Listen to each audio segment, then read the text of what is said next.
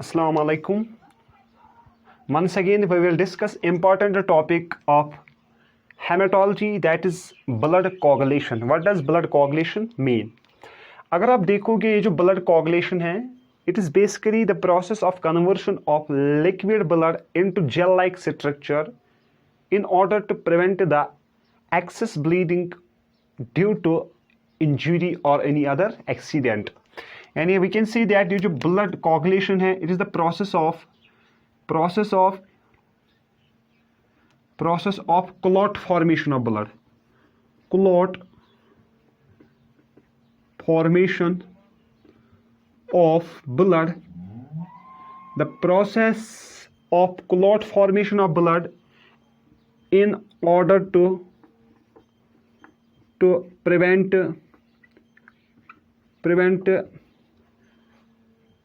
excess bleeding or oblique blood loss during any injury. यानी we can see that जो ये blood coagulation है, blood coagulation क्या है? It is basically the process of clot formation of blood in order to prevent the excess bleeding or blood loss during any injury. How does this blood coagulation occurs? We will discuss this blood coagulation. It occurs mainly in 3 steps. First of all, there occurs that's called incision, adhesion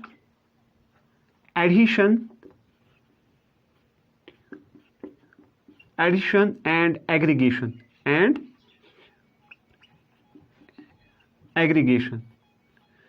Or we can say that incision is also called activation.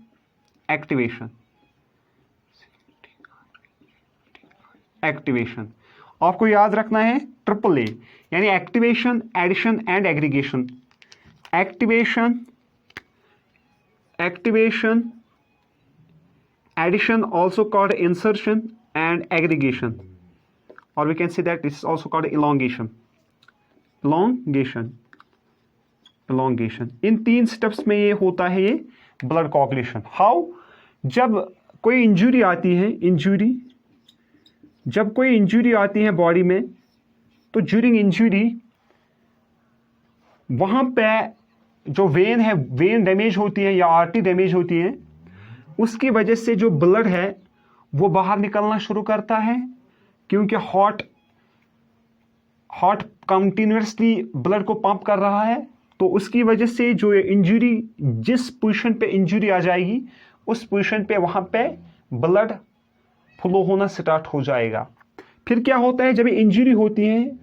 As you are already aware that जो blood है इसमें different types of sales होते हैं. RBCs होते हैं, डब्ल्यूबीसीज होते हैं, platelets होते हैं. ड्यूरिंग इंजरी ये जो प्लेटलेट्स होते हैं,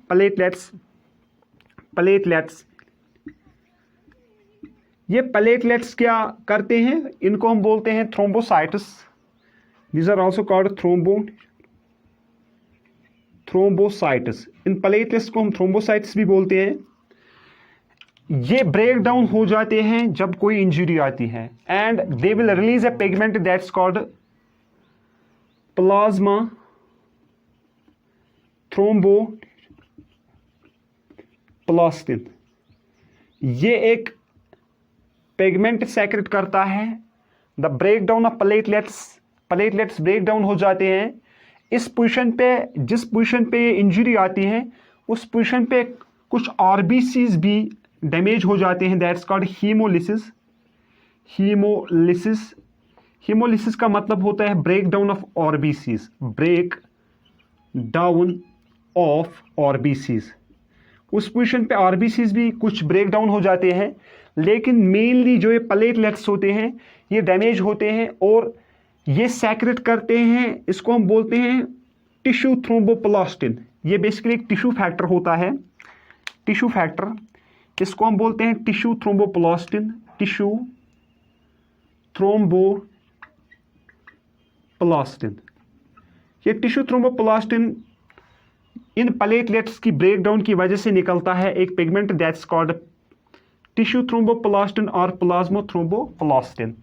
इस प्लाज्मा थ्रोम्बोप्लास्टिन पे जो ब्लड में कैल्शियम होता है, कैल्शियम +2 ऑक्सीडेशन स्टेट में होता है ब्लड में, तो ये जो कैल्शियम है, कैल्शियम का एटॉमिक नंबर 20 है पीरियोडिक टेबल में, तो इसकी वजह से ये 2 इलेक्ट्रॉन्स को लॉस करता है, जिसकी वजह से इसका चार्ज +2 आता है।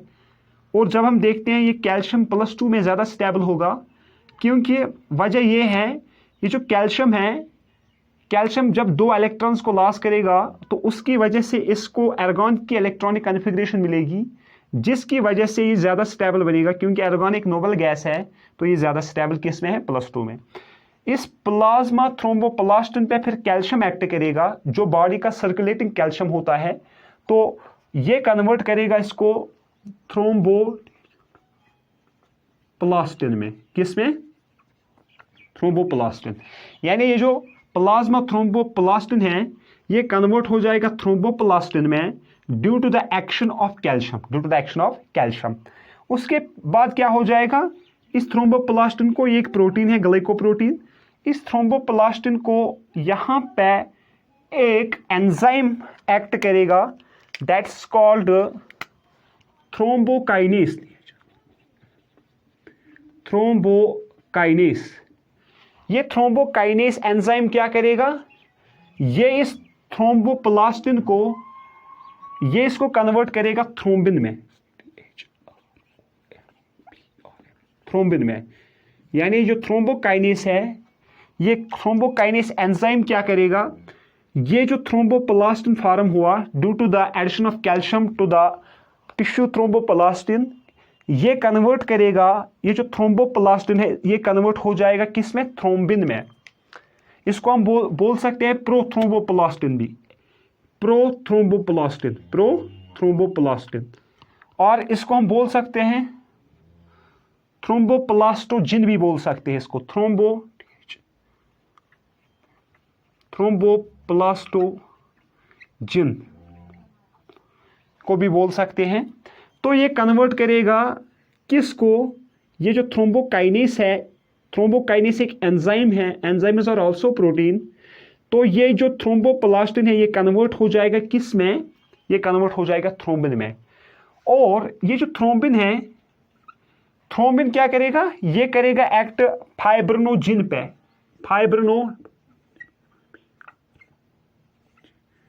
फाइब्रिनोजिन एक प्लाज्मा प्रोटीन है,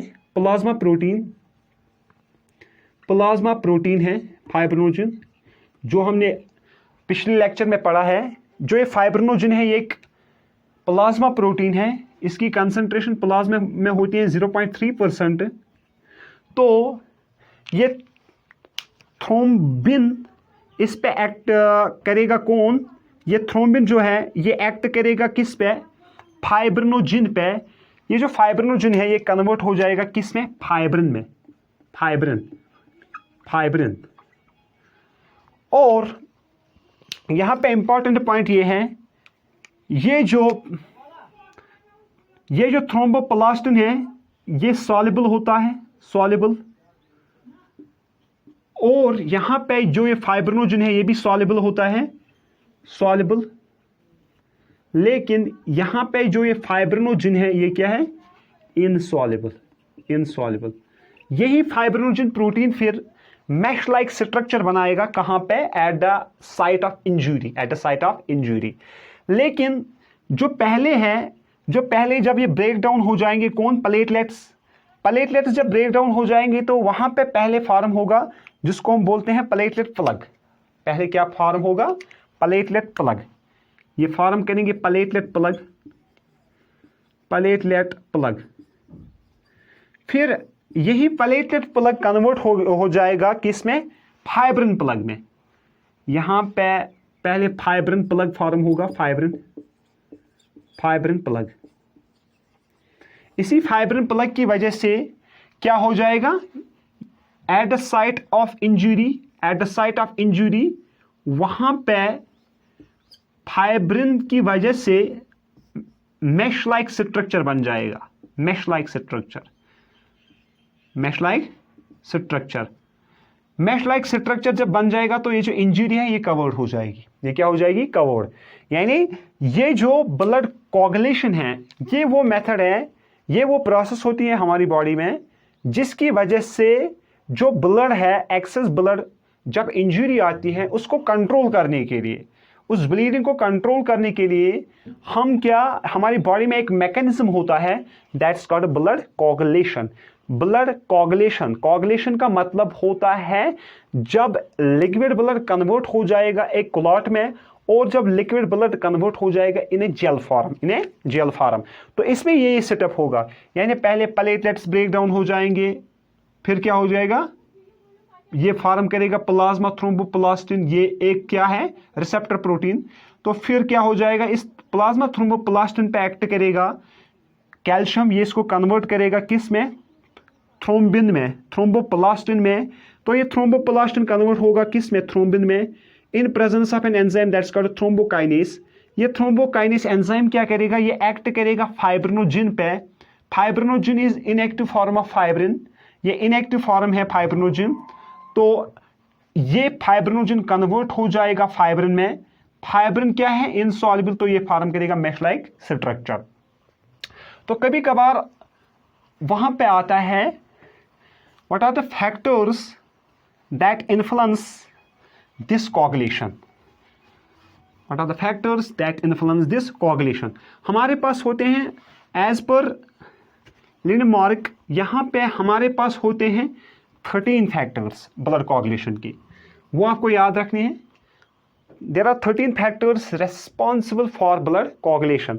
उसमें होता है पहले, अगर आप देखोगे, 5 पीपल ऑफ तहरीन काम Pakistan know people of Andhra Pradesh come Switzerland Pakistan has finish.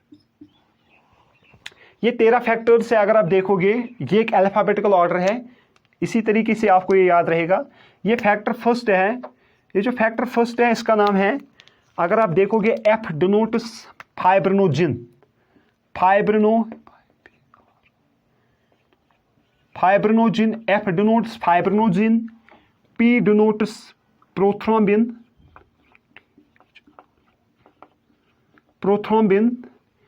and T denotes thromboplastin, or we can say that tissue thromboplastin,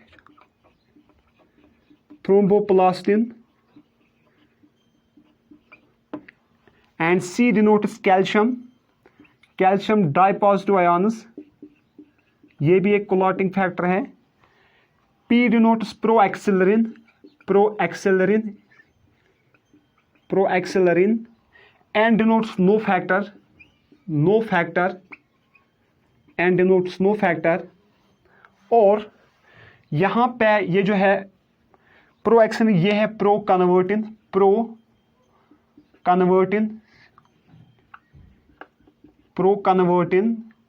and A stands for anti-hemophilic factor, A stands for anti-hemophilic factor, C stands for Christman's factor,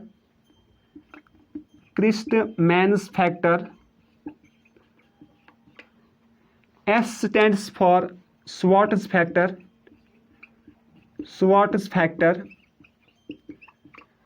P stands for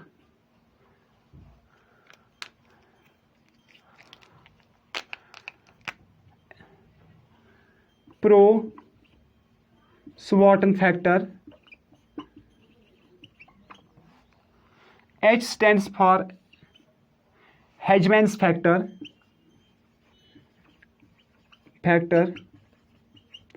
and F stands for fibrin stabilizing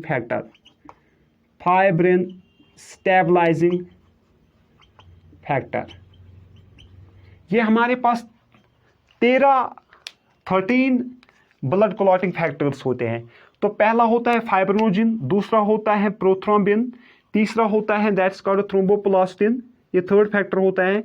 calcium होता है fourth factor, and जो proaccelerin है this is fifth one, and no factor is sixth one, और इसका number आ जाएगा 7, that's VII, 7 factor. और anti haemophilic factor is factor number 8। इसके बाद आता है क्रिस्टमैन्स फैक्टर, ये आ जाएगा फैक्टर नंबर 9। इसके बाद आता है Stuart's factor, its factor number 10। इसके बाद आता है prostuart's factor, its factor number 11। फिर आता है Hageman's factor, its factor number 12। और उसके बाद आता है fibrin stabilising factor, its factor number 13। ये 13 फैक्टर्स होते हैं हमारे बॉडी में जो रेस्पॉन्सिबल होते हैं फॉर ब्लड कोगुलेशन, यानी फाइब्रिन, फाइब्रिनोजिन, ये सब फैक्टर्स है रेस्पॉन्सिबल फॉर ब्लड कोगुलेशन। क्योंकि ब्लड कोगुलेशन की डिफरेंट थ्योरीज है, इंट्रिंसिक थ्योरी है, एक्सट्रिंसिक थ्योरी है, कास्केड थ्योरी है, लेटेस्ट थ्योरीज है, रिसेंट थ्योरी है। तो लेकिन आपको याद रखना है ये जो प्लेटलेट है, प्लेटलेट का जो नॉर्मल काउंट होता है हमारी बॉडी में वो होता है 1, 10, 100,000, 10,000, लाख। ये होता है 1.5 लाख to 45,000